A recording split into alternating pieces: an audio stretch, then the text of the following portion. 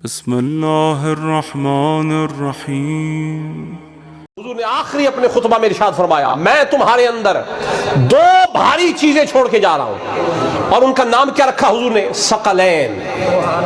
अरबी में सकलैन दो भारी चीजों को कहते हैं। हुजूर ने फरमाया कुरान होगा, और दूसरा फरमाया वो जो भारी चीज मैं दे के जा रहा हूं वो मेरी औलाद अहले बैत था। कुरान को भी भारी फरमाया और अपनी औलाद को भी हुजूर ने भारी फरमाया। हुजूर ने इन दोनों को भारी इसलिए फरमाया है कि एक तो कुरान को थामे रखना बड़ा दुश्वार काम है, हर एक की इस्तिताअत नहीं। अल्लाह ने इस कुरान को पहाड़ों पर नाजिल करना चाहा, इनकार कर दिया। अल्लाह ने कायनात के मजबूत अजसाम पर नाजिल करना चाहा, हर शय ने इनकार कर दिया। मौला तेरे कलाम को हम नहीं थाम सकते। और फिर जब नाजिल होने की बारी आई तो सीना मुस्तफा हाजिर हुआ। मालूम हुआ कुरान शिकल वाली चीज है, भारी चीज है, हर एक इसको थाम नहीं सकता। सीना मुस्तफा आया। इसी तरीके से फरमाया आल भी हुजूर की ऐसी ही चीज है, हर एक की जसारत नहीं है कि आल के साथ ताल्लुक कायम रखे। आल को मानना भी बड़ा मुश्किल काम है। फरमाया नाम तो सुन्नियत का सारे लेते होंगे, असल सुन्नी वो होगा जिसके हाथ में दामन अहले बैत के भार हो। अहले बैत के साथ रहना और अपनी सुन्नियत को बचाए रखना बड़ा मुश्किल काम है।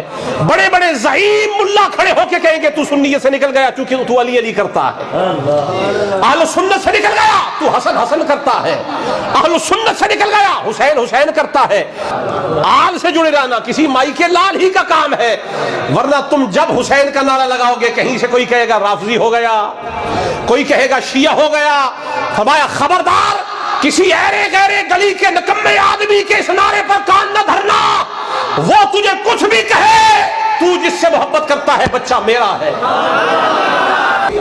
तो रात में अगर इनहिराफ अगर उन्होंने कर दिया, तहरीफ कर दी, रद्द बदल और तगय्युर कर दिया, उस पर जमानत नहीं थी। इंजील में हुआ जमानत नहीं थी, जबूर में हुआ जमानत नहीं थी, लेकिन मेरे ऊपर वो कुरान नाजिल हुआ है कि रब ने खुद फरमाया इन्ना नहनु नज़्ज़लना ज़िक्र व इन्ना लहु लहाफ़िज़ून। हमने कुरान को नाजिल किया है, हम ही इसकी हिफाजत करने वाले हैं। अब कुरान में हेर फेर करना किसी के बस में नहीं है। लाख सर मार लो, मिर्जा उठा था कादियानी, उसने लाख जसारत की कि कुरान की तगय्युर और तबद्दुल हो जाए, तहरीफ हो जाए, लेकिन मिर्जा कर न सका क्योंकि सामने मेहरे अली खड़ा था, सामने जमाते अली खड़ा था। एक मिर्जा उठा है तो सामने दो सैयद खड़े हो गए। एक मिर्जा उठा सामने दो सैयद खड़े हो गए। तो जमाते अली ने भी बताया, मेहरे अली ने भी बताया, जब भी कुरान की इज्जत और अजमत पे आंच आने लगेगी तो सामने खड़े होने वाला कोई हुसैन का बच्चा ही होगा, हसन का बेटा होगा, कोई सैयद होगा। क्यों? फरमाया इन दोनों को मुस्तफा ने उम्मत के हवाले किया है। कुरान के लिए अल्लाह ने जिम्मेदारी ली है कि इन्ना नहनु नज़्ज़लना ज़िक्र व इन्ना लहु लहाफ़िज़ून। हमने कुरान को नाजिल किया, हम ही इसकी हिफाजत करने वाले हैं।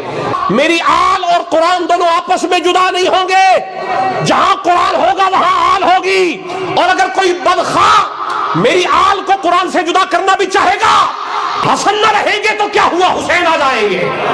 हुसैन न रहे तो क्या हुआ, ज़ैनुल आबिदीन आ जाएंगे। ज़ैनुल आबिदीन न हुए तो क्या बाकिर आएंगे, हज़रत जाफर सादिक आएंगे, मूसा कालिम आएंगे, अली तकी मोहम्मद तकी आएंगे, हसन अस्करी आएंगे। क़यामत तक फरमाया मेरे हसन की औलाद से मेरा बेटा महदी आएगा। न कुरान आल से जुदा होगा, न आल कुरान से जुदा होने वाली। अगर आपके खून में खराबी हो जाए, आपके खून में मसला हो जाए, जीनत लैब में चले जाएं, चुगताई लैब में चले जाएं, वीनस लैब में चले जाएं और एक्सेल लैब में चले जाएं। हजारों लैब बनी हुई है, किसी लैब में जाओ अपना खून चेक करवा लो। लेकिन अगर किसी का अकीदा खराब हो जाए तो चुगताई और जीनत में जाने की जरूरत नहीं है, हुसैन की लैब में आओ। कैसे मालूम होगा कि किसी का अकीदा खराब है?